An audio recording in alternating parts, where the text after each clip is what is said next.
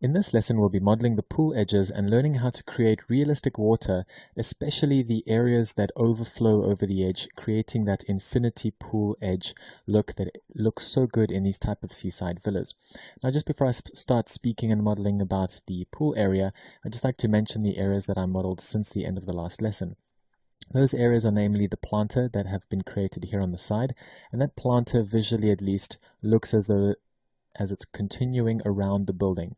So what we will do here there are some extra windows that will be modeled with a screen and so forth, but I'm not going to worry about that right now. I can model it on the side later since we've already seen how to do all of that in other lessons. So I'm just showing you quickly by turning around what areas have been touched up on since the end of the last lesson. Also, I had gone and created windows in these areas, and this has been done in exactly the same process that all of the other windows had been created. So you can have a look at those lessons just in case you hadn't watched the entire course. What we're going to be focusing on in this lesson is this pool area, as well as and especially the water that is going to be flowing over the edge. Now, in most cases, pools can be quite simple. You create a box and you basically just add a plane and then give enough tessellation to that plane so that it looks slightly noisy. What we're going to do is a little bit more complex because of the actual shape of our pool. So let's go ahead and get started. What we need first is the main volume of the pool. So we're going to be modeling a box that is going to be stretching from there to there. The depth of that box we can read from the section that is cutting through here. So let's isolate all of that and let's convert this box into a editable poly. Then let's go and delete the top of this box, or rather let's detach it because we're later going to use it for the water. So let's detach that. And let's take this bottom area. So let me just isolate again so that it can be 100% clear. This bottom area, which is going to be the actual volume, the supporting volume for the water, we're going to flip all of those polys so that it's all facing inwards. So that's the inside of the swimming pool. Now let's look in the front view, and we can just pull up these areas until they meet up with the actual CAD plans. So this will be 1.096. 0.98, so let me just see if I can get this right. I'll just make this 1.1 to round that off. Great.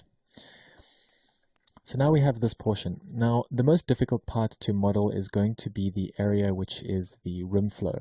So that is going to be this whole structure. So there are a couple of ways that you can do it. You could either go and model this as a separate profile and sweep it around the edge of the pool, or you could go and model it individually by creating the box and then stretching the polys out and so forth. So because it is something that doesn't happen on one side, which otherwise I would just do it with the ordinary poly modeling way, let's rather go and trace this entire profile and then sweep it around the edge of the pool. So I'm going to start here on that edge and go up, down, across, and basically just model it until about there. I don't need to worry too much about what's happening underneath since it's going to be covered by the ground. So I'm only really focused on this edge. Then this profile, I'm going to stretch it or at least move it right back. And I can just align it just behind the box. Then I'm going to create a spline to sweep it along. So I'm going to just choose these two edges. Those are the outer edges of the pool. And then let's go and sweep that spline. SW enter. And with that sweep command, you can then choose a custom section. So tick that.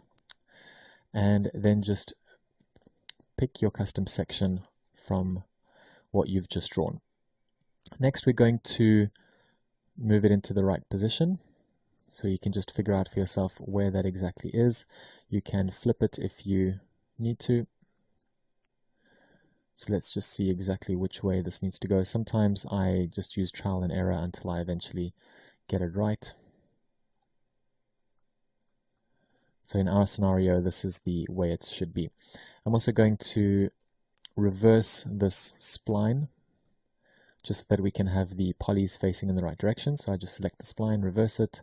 That will now flip all of your polys. You can also do that by adding an edit poly modifier. So just letting you know of those two options. And over here, what we're going to do is to select one of the edges, click on ring, right click, connect. And then here you just want to move this line. You can even snap it to the edge of that pool. So what's happening here is that we need a slightly, ever so slightly lower edge here, and here the pool will actually be going up higher. That means that one or at least two sides of the pool are going to be a few millimeters lower so that the water can actually flow over that edge. Then these two edges are going to be the back edges that are going to be facing the house, and these are the ones that we can stretch upwards by pressing shift as we move them up. Let's look again in our front view and just see how high that needs to go. I'm going to move it down slightly until it's roughly here. Let's say 5.0, 2.5. And 2.5 happens to be the height of our terrace as well.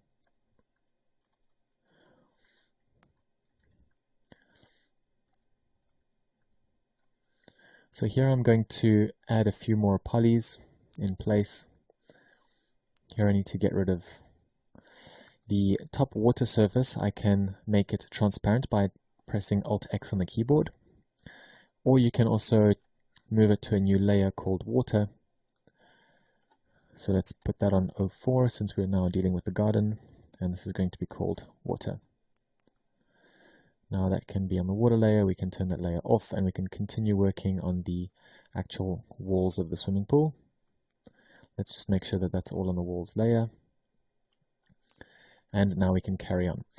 So here at least we can see how this interaction is happening. We need to basically drop down with the edge of the pool, but not further than this point. So this does get a little bit complex, and you just basically need to keep dividing and adding more segments into your model. I'm going to do this by eye just so that I can keep the speed up, and I'm going to just be deleting all of this.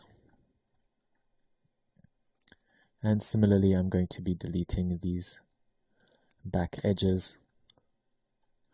Let's rather keep them, and I'm going to delete only this one, and then the edge here I will slide inside, and that will basically become the wall, which will then be the edge of the pond. So I'm going to continue with that. So let's look in the top view.